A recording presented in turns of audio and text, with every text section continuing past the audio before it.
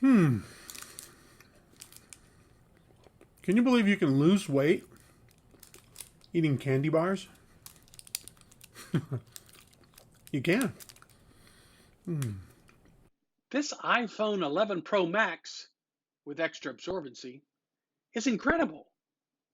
I wonder what Kevin Purcell thinks about it.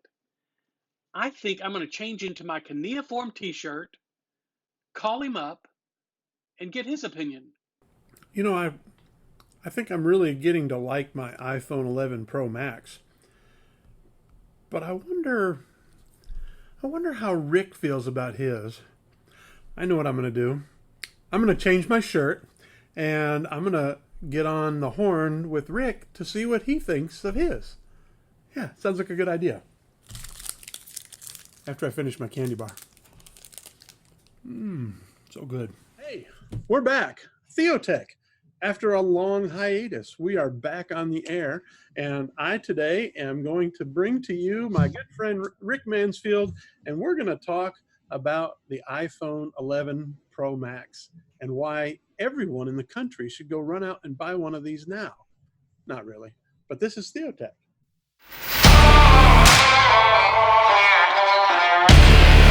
All right, Rick. This is my good friend, Rick Mansfield. Rick is with Accordance Bible Software. Rick, tell me, what is your official title with Accordance? My official title is Technology Evangelist. So I always like to say that I'm telling you good news about tools that will help you share the good news.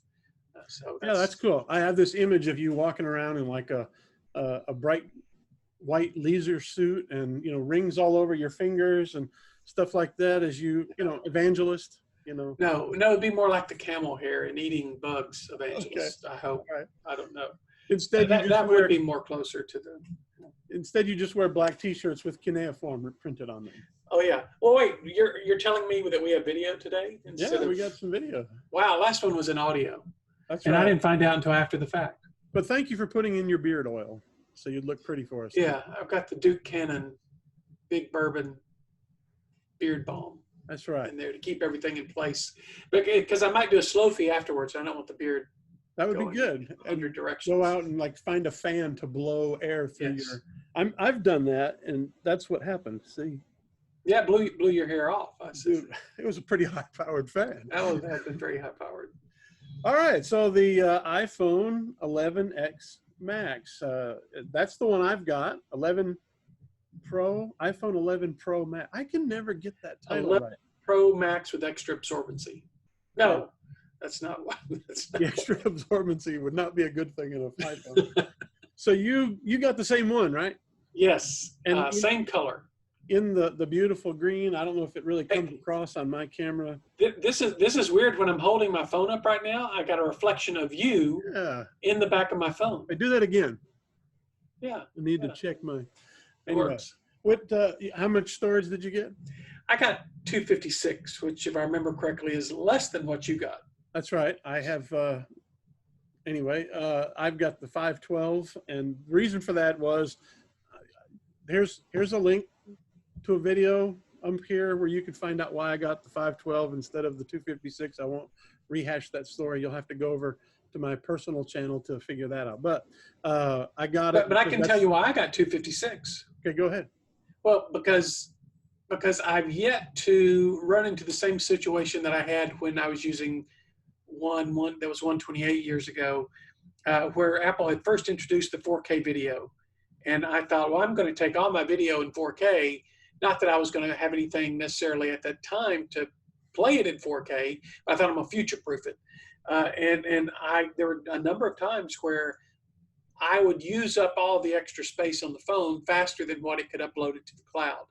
And so after that, I got a 256, and I've had that for 2 or 3 iPhones now, and I've yet to have that same error.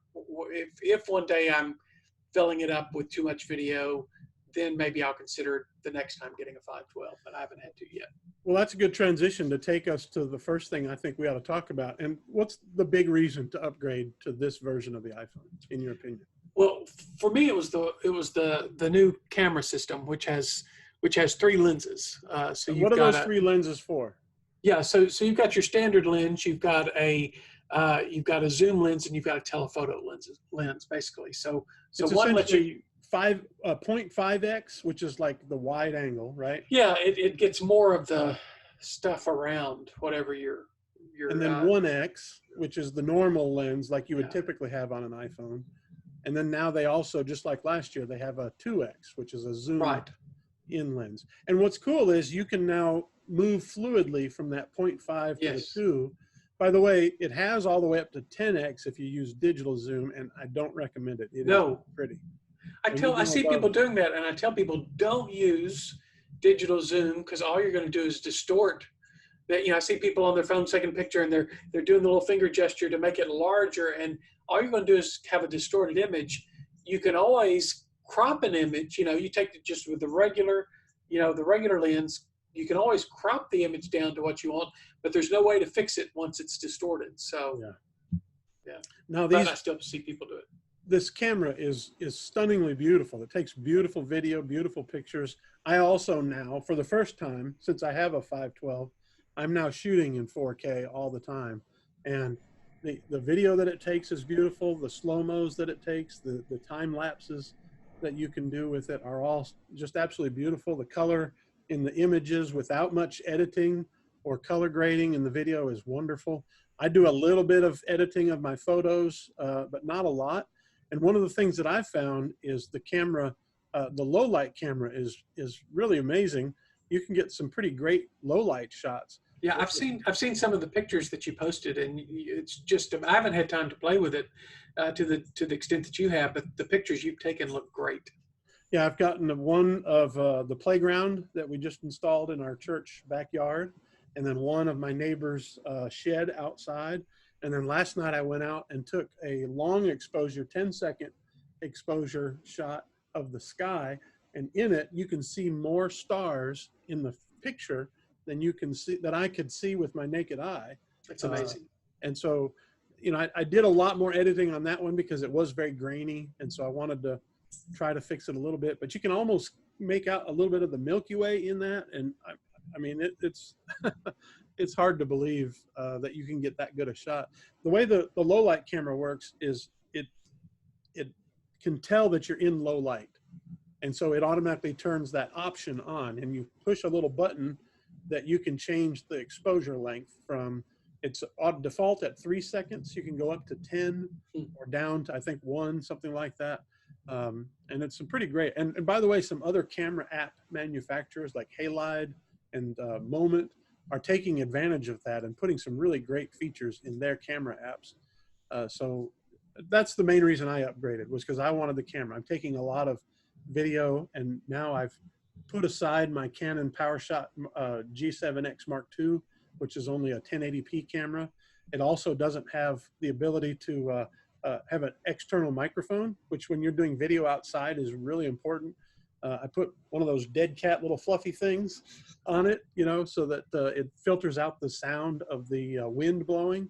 And so you get a lot better sound and now better video quality. And then of course the pictures are stunningly beautiful. And I know a lot of people made fun of this, they call it, looked like a fidget spinner and all these other strange, there's lots of memes that were really funny, but I don't know. I don't think it was all that terribly ugly. Do you? No, I just think people like to find something to make fun of. I thought it was fine. And one thing that you're talking about, you're talking about the pictures, and I think between you and me, that's the number one reason probably why we upgraded. But it goes back to this old saying, the best camera is the one that you have with you. And I do have a very nice Nikon camera, and it will actually even shoot 4K video, but I don't usually have it with me. And so the phone I always have with me. I'll run off and leave my wallet usually before I leave my phone. So I've got that with me, and that's 99% of the time is what I can use to take video or photos. And so I just I want a good camera for what I'm carrying. That's the best camera of my everyday carry. Yeah.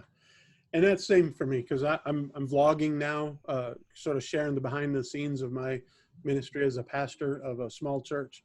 And also I'm going through a weight loss program, trying to lose about 200 pounds if I hit my You goal look weight. great, by the way. Well, thank you. I appreciate that. So always having a camera around, and then just Yeah. if you're a pastor, social media video is so more powerful than anything else because people love to see video. And so you can share things like go to your shut-ins and take some video of them if they're willing. Take video of the events at your church. Your children, if the parents are willing to have that posted online. And it's pretty, useful in that purpose and in that tool to Yeah. promote your church among people. And they start saying, wow, that church is really doing something. Even though we're just a small church, we'll have between 80 and 110 on Sunday mornings, but your reach can go a little bit further with that. And Yeah. having So a good camera. I would guess for you, Kevin, that your online reach is much greater than the number of people in your local congregation, because I first heard of you, a couple of decades ago when you were writing for what was the magazine? Christian Computing Magazine. Yeah, Christian Computing Magazine. That's where I first heard the name or saw the name Kevin Purcell. So you probably have a much larger following in social media than you do number of members in your church. So you that's your greatest reach, is to be able to do some of those kinds of things. Yeah, I wouldn't say it's my primary.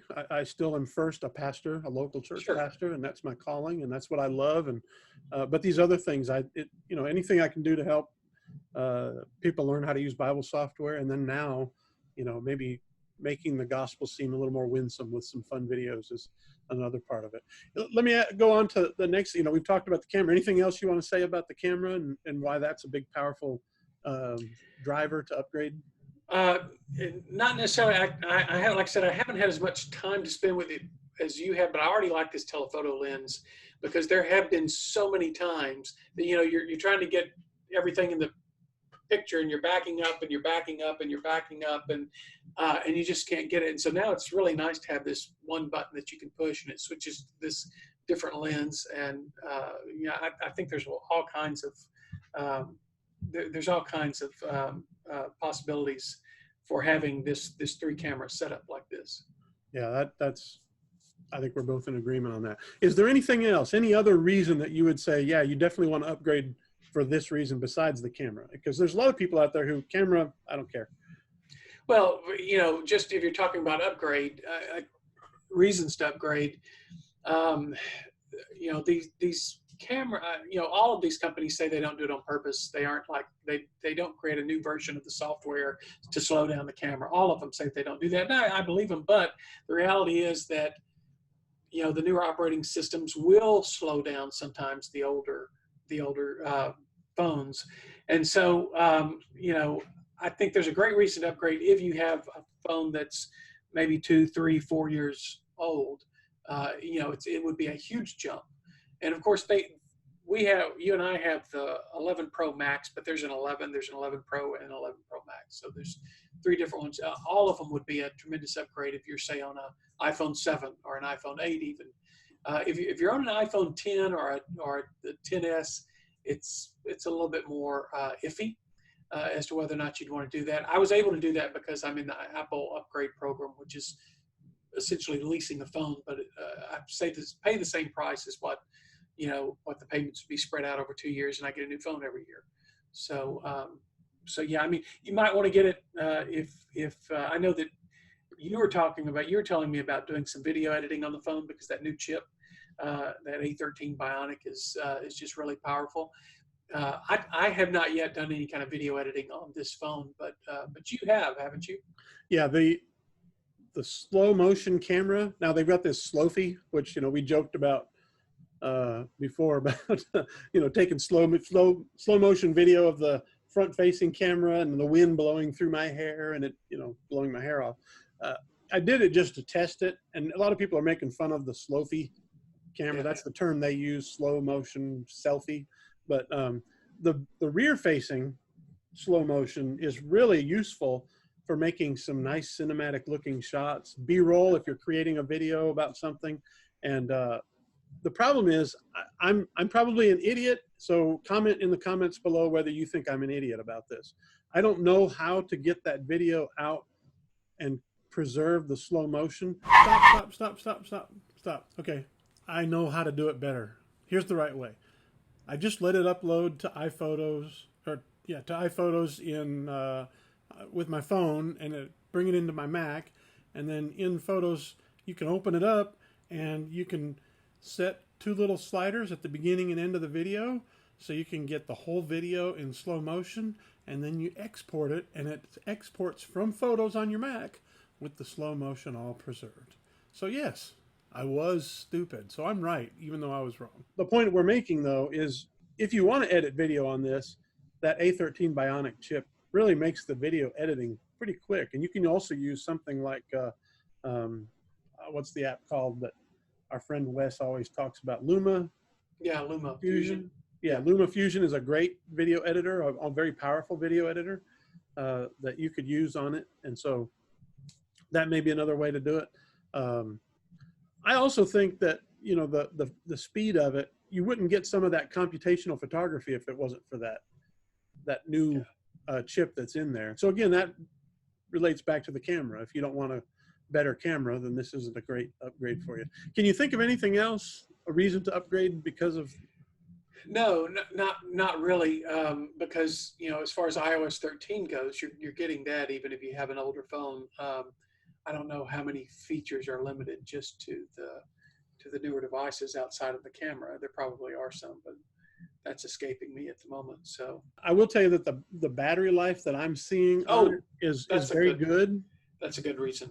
I think that has to do with that A13 Bionic processor that's in the phone. Yeah, so it's promised that on our phones we get 5 more hours of battery life. Now I haven't put that to the test, you know, because I work here at this desk where I'm sitting right now, and I've got a little Qi charger that I put my phone in when it's sitting here, and then if I'm driving somewhere, it's also plugged in. But there have been times, especially when I travel for work, where I would be away from any kind of plug all day. And so I had gotten to where I had on the previous phone, I had one of those humpback cases that Apple makes that had the extra battery in it, just so I would always have more than 1 day of battery. But I'm gonna tell you, that always got hot in my pocket. And you know, it could be really uncomfortable at times, and it was just big and bulky. So I haven't put this through the test yet, but I think 5 extra hours of battery life is going to be all I need for regular use. Yeah, I have not like done a hardcore test of it, but what I have done is occasionally, and you know, I'm sometimes an insomniac. I'll get up in the middle of the night and can't get back to sleep, and so I'll pull my phone out so I'm not disturbing my wife by turning on the TV, and I'll pull it out to when I know, look, you can't get back to sleep. So I do that, and then I just kind of lay it down next to me, and sometimes we'll fall back asleep and don't charge it again until that night, and it has gotten through most of the day. Yeah, I can give you a case in point. It's where I am. I'm in the Central Time Zone, so it's 1:10 p.m. and I've got 100% on here. Oh, but that's because I had it on the charger earlier, so that's not a test. Well, I've got at 2:10 p.m. Eastern Time, I have 75%. Yeah, that's really good. Now I did have it on. I have a wireless car mount in my car, but I think I was in my car maybe for a total of 15 minutes today. But that does give me a really good 15% to 20% increase in that amount of time with that charger in there. So that, yeah, the battery life is another feature. Because these phones are actually a little bit thicker than previous ones. Yeah, and I like that. They sent Johnny Ive on his way, as much as everyone loved him, and said, okay, now that he's gone, we can actually make something thicker instead of a little bit thinner, which is what they seem to be doing every time, and it would just ruin battery life. Yeah, I don't mind it being, you know, a few millimeters thicker, and just, you know, I don't know how many ounces heavier. It's not very many. Yeah. If even the whole 1 or 2. So, so I think if we put a kind of an exclamation point on this, you'd agree with me. If you have an iPhone 7 or older, and you really want to upgrade, you should consider it. If you have an 8, that's a little bit more of a challenge, because that means it's probably less than a year or 2 old. Let's see, was the 8 new last year or 2 years ago? No, it was new 2 years ago. 2 years ago. So it's about 2 years Well, no, it came out. Yeah, it was 2 years ago. It came out at the same time as the 10. Yeah. And I think something you and I had been talking about earlier, that made it on the trial run of this was the fact that the interface, one thing for people to keep in mind if they're upgrading from an 8 or earlier is the interface is different, that you don't have a home button. And so that's going to be a challenge to some folks to, get used to swiping up instead of hitting a home button. Yeah. Face ID. A lot of people don't like that it doesn't have one, but it's as simple as you put this up and you tap the screen, slide up, and it's on, because it's taking an image of your face. When you set it up, you do this thing where you go like this, to get a picture of your face. And having used a Samsung phone, which has Face ID, and having used Windows Hello on a Windows computer, those are easy to fool. With this, it's not, Yeah, and I've got the Windows Hello on a ThinkPad, and it's funny because like if I take off my glasses, it won't recognize me. I shaved my beard off back in April, and I didn't, because it had a fingerprint sensor too, and I just used that to log in. But it didn't recognize me again until my beard grew back. But I really don't have that kind of problem with the iPhone. There may be 1 or 2 times that it's not sure of you and you fill in your passcode, but after that, it's okay. That's it.